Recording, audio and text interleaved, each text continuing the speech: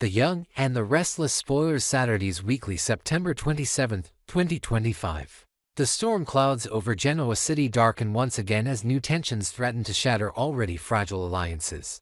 In the days ahead, Sally Spectre will deliver a decisive ultimatum to Billy Abbott, pushing their tumultuous relationship to the brink. Michael Baldwin will be forced to justify his surprising decision to work with Kane Ashby, a move that leaves his wife, Lauren Fenmore, shaken and skeptical. Meanwhile, Jack Abbott's next plan, forged in secret and with precision, will leave Diane Jenkins and Carl Abbott stunned, raising questions about loyalty, legacy, and the price of survival in a city where every decision comes with consequences. For Billy Abbott, the road has always been fraught with missteps and obsessions, and his relationship with Sally is now dangling by a thread because of it.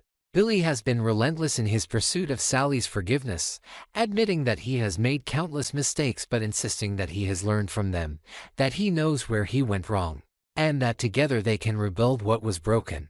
Sally, however, is not so easily convinced. She listens to Billy's pleas but cuts through his words with a question that pierces his heart. What about Chancellor? Will he ever let go of his obsession with reclaiming the company that has consumed him, or will that fixation always stand between them? The question is not an idle one.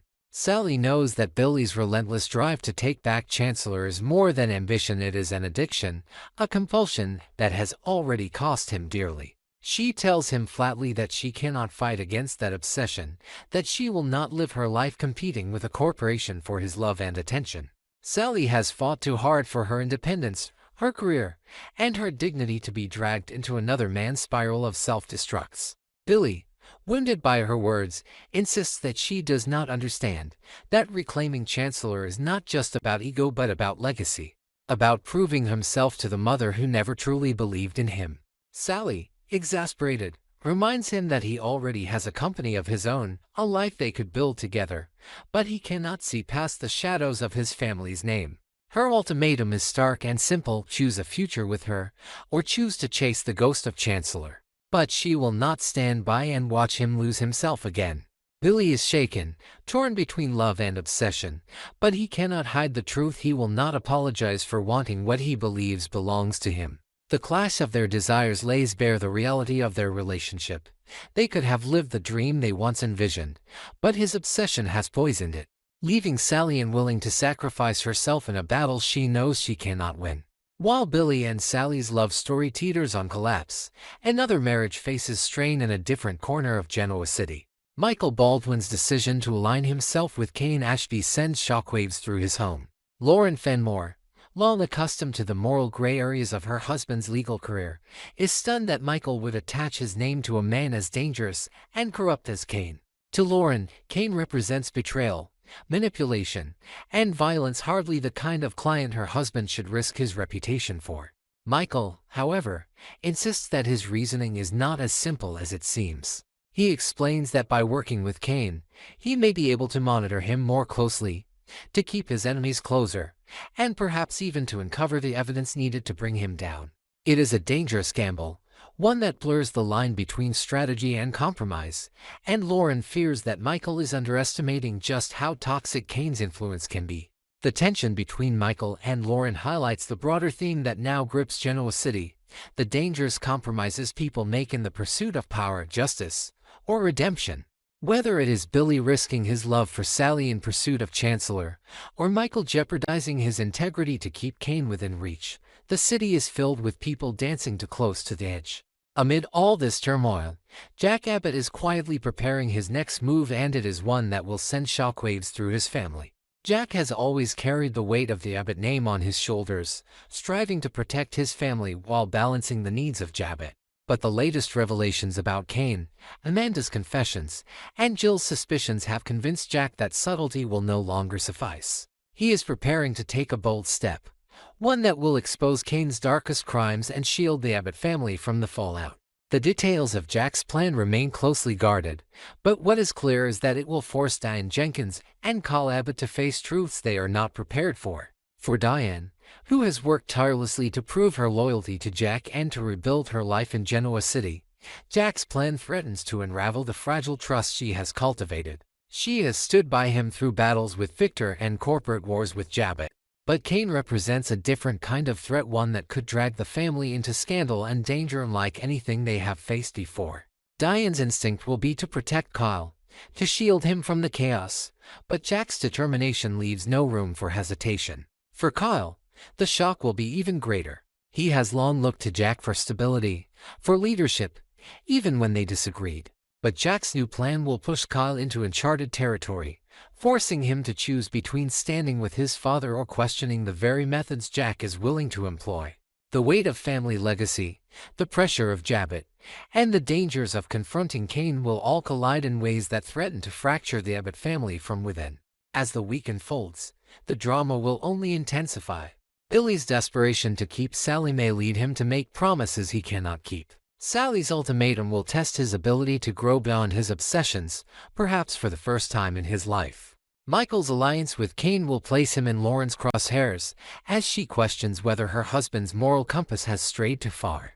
And Jack's bold strategy will shake Diane and Kyle, leaving the Abbotts at a crossroads where loyalty, trust, and survival collide. The stage is set for explosive confrontations. In a city where every choice carries consequences, the characters of the young and the restless must now decide which lines they are willing to cross and which dreams they are willing to sacrifice. Sally Spectra's ultimatum, Michael Baldwin's risky defense, and Jack Abbott's shocking plan all converge into one truth: in Genoa City, love, power, and family are never safe. And the cost of obsession may be more than any of them are willing to pay. Sally Spectra had reached the breaking point. For weeks, she had tried to navigate the storm that was Billy Abbott's obsession with Chancellor, balancing her love for him against the knowing realization that she would never come first so long as his fixation controlled him. She had fought to be patient, to believe in him, to see past the reckless man who always seemed to sabotage his own happiness. But standing before him now, her voice trembled with anger and heartbreak as she delivered the ultimatum he had forced her to give.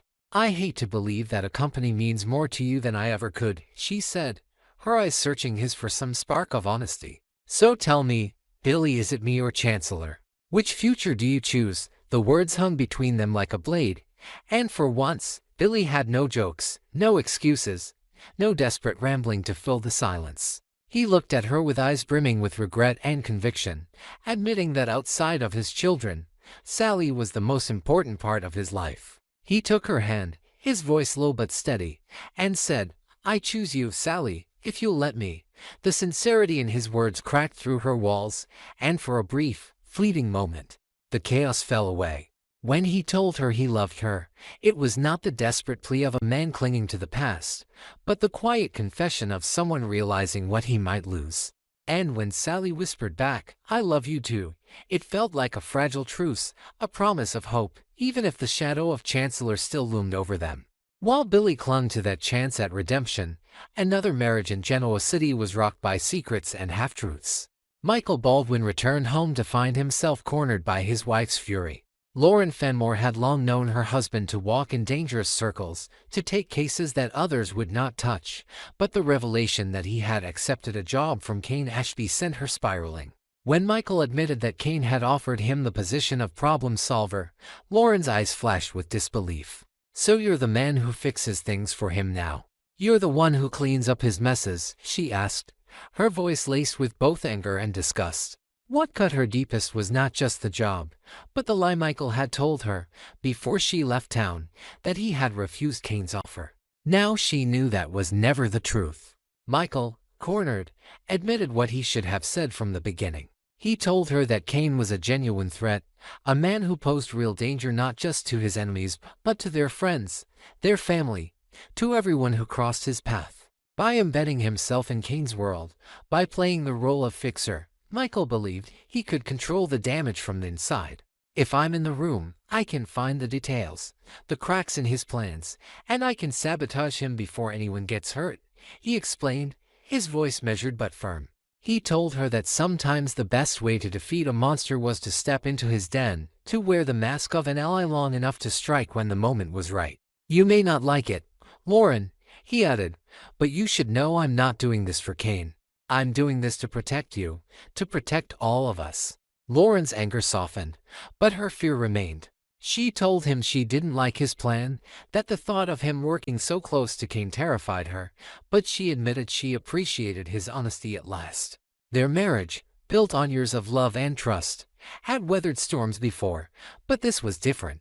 This was not just about morality, it was about safety, about whether Michael's gamble would bring Kane down or pull Michael into the abyss with him. At the Abbott estate, another storm brewed. Jack gathered Diane and Carl to discuss Billy's latest obsession, and the atmosphere was heavy with both frustration and dread. Jack, exasperated, laid out how deeply Billy's fixation with Chancellor was consuming him. He explained that while Billy's heart might be in the right place, his inability to let go of the past was threatening everything they had worked to preserve. Diane, trying to show support, reminded Jack that Billy had always been impulsive, but this time, the consequences could spiral beyond repair. Kyle, restless and impatient, finally spoke up, declaring that they could not keep having the same conversations over and over. The endless talks about Kane, about Chancellor, about strategy, were going nowhere. If Kane was such a threat, then they needed to act like it. Kyle offered his own solution: call in Abbott's chief technology officer and begin shoring up their systems, fortify every angle of the company so that Kane could not exploit them. It was a practical move, one grounded in foresight rather than revenge. Jack acknowledged the value in Kyle's suggestion, but even as he agreed, his mind was racing ahead to the larger war. He knew Kane was not just targeting them through business. Kane had crossed lines, committed crimes, and was willing to go further. Jack had to find the balance between defending Abbott and pursuing justice, but every option came with risk.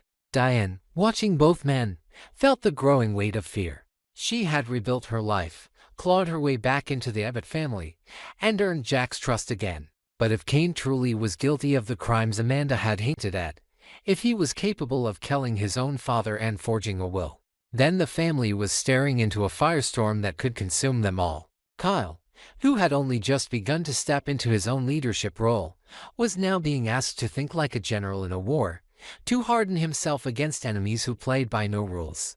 Jack, carrying the mantle of patriarch, was forced to balance his love for his family with the brutal reality of their situation. The conversations were repetitive by necessity, yet each round of discussion only deepened the sense of futility. Kane was always a step ahead, always weaving lies that covered his tracks, and every delay gave him more time to strike. Jack, Diane, and Kyle were caught in the tension of wanting to act, but knowing the wrong move could destroy everything. And as Billy's obsession continued to pull focus, Jack wondered if the greatest danger to the Abbott family wasn't just Kane but the chaos within their own walls. The stage in Genoa City was now set for cascading confrontations. Sally and Billy's fragile reconciliation could be shattered at any moment if Billy failed to prove that he meant what he said. Michael and Lauren's marriage faced the strain of secrets, as Lauren grappled with the terrifying possibility that her husband was too deep in Kane's web to ever escape cleanly. And at the Abbott estate, Jack's efforts to steady his family left Diane unsettled and Carl determined to take action, even as Kane loomed larger than ever as a shadow they could not outrun. Every move, every choice, every word was another step toward a reckoning. And in a city where betrayal is currency and loyalty is tested daily, no one could be sure which bond would break first: the fragile trust between lovers, the promises of a marriage, or the unity of a family under siege. At the Abbott estate, the weight of the war with Kane Ashby pressed down on everyone, and the tension in the room was palpable. Jack, usually the voice of steady resolve, broke the silence with words that left Diane and Carl stunned. "I'm going to do something I never thought I would do," he said gravely. Diane leaned forward, worry already in her eyes. "What is it, Jack?" He met their gaze with a mixture of determination and resignation. "I'm going to work with the mustache with Victor Newman to bring down Kane Ashby." The shock hit like a thunderclap. Diane recoiled instantly, her voice sharp with disbelief. "How can you even consider this? Victor has been your enemy for decades. You can't risk everything by stepping into his shadow now." Kyle echoed her concern, reminding his father that Victor never did anything without an agenda, and that no alliance with Newman came without chains. But Jack, weary of endless half-measures and failures, insisted that Kane was too dangerous, too slippery, and that if the Abbotts were to survive this storm, they might need the strength of the very man they had fought against for years. Meanwhile, Victor Newman was already moving on the offensive. The mustache, true to his name, carried himself with authority as he stepped aboard Kane's private train. His presence was enough to unnerve even Kane, who prided himself on being unshakable. Victor wasted no time with pleasantries. "I don't like waiting," he said, his tone heavy with impatience. "I want to hit Abbott tomorrow. You're either with me, or you're in my way." Kane, feigning calm, told him that he still needed time to think. But Victor would have none of it. "The deal ends the second I step off this train," he snapped, his words deliberate, each one a blade meant to cut through Kane's indecision. Victor pressed harder, reminding Kane of the fortune he had stumbled into, of the chance to expand it and broadcast his power through Newman Media. He dangled temptation with his usual finesse, offering Kane the chance not only to hold on to Abbott but to expand his reach into new territory. Kane, however, hesitated, his mind drifting to his children. "If I do this," he admitted, "it will only widen the rift with my kids. They'll see me as the villain I've fought so hard not to be." For the first time, Kane's bravado cracked, and the desperation of a father longing for respect bled through. Victor, cold and pragmatic, brushed aside Kane's paternal concerns. To him, children were pawns, legacies to be molded but never allowed to dictate power plays. "You want your children's respect," Victor said sharply. "Then show them strength. Build an empire they can't deny. You don't win respect by whining about it, Kane. You win it by taking everything in your path." But Kane pushed back, demanding more than power and money. "If I do this," he said firmly, "I want Newman Media to tell the truth about my father. He was not the monster everyone says he was. He repented. He changed his life. If my children can see the man he became, maybe they'll give me the respect I've lost." It was a strange bargaining chip, one born out of guilt and desperation. Kane knew his father, Colin, had been a criminal, but he wanted to rewrite the narrative for his children's sake, to show them a softer version of a man whose sins were many. Victor, unimpressed, simply said he would consider it, though his tone carried no promise. He left Kane dangling, offering no guarantees but ensuring the bait was strong enough to keep Kane hooked. Just as the conversation reached its peak, Michael Baldwin appeared, his presence sending another ripple through the already charged atmosphere. Victor turned on him immediately, fury in his eyes. "You," he snarled, "the man who plays both sides, working for whoever pays the most. I should have known better than to expect loyalty from you." His voice cut with disdain, accusing Michael of betrayal, of selling himself to Kane while Victor still expected his loyalty. Michael tried to defend himself, explaining that his position with Kane allowed him to monitor, to observe, to sabotage from the inside. But Victor was in no mood for explanations. He had built his empire on loyalty and control, and Michael's duplicity was salt in an open wound. Turning back to Kane, Victor demanded one final time, "Are you in or out?" The silence stretched before Kane finally spoke. "No," he said, his voice low but resolute. "I won't do it." The rejection hung in the air, shocking even Kane himself. He had stood up to Victor Newman, a move few in Genoa City would dare. Victor's expression hardened into stone, the air around him chilling with the promise of retribution. He did not argue, did not plead. He simply turned and left. But the message was clear. Kane's refusal would not go unanswered. Kane tried to convince himself he had done the right thing, that choosing his children over power was a step toward redemption. But doubt gnawed at him. Victor had offered him the world, and he had turned it down. Would his children even care? Would they see his sacrifice, or would they still view him as the man who had betrayed their mother and tainted their family name? And more pressing still, had he just made himself Victor Newman's next target? The mustache was not a man who tolerated defiance. For every person who had said no to Victor, there had been a reckoning. Kane's defiance may have won him a shred of self-respect, but it could also cost him everything else. Back at the Abbott estate, Jack's declaration continued to divide the family. Diane, shaken, accused him of risking everything the Abbotts had built by entertaining an alliance with Victor. "How can you even think of putting our family's fate in his hands?"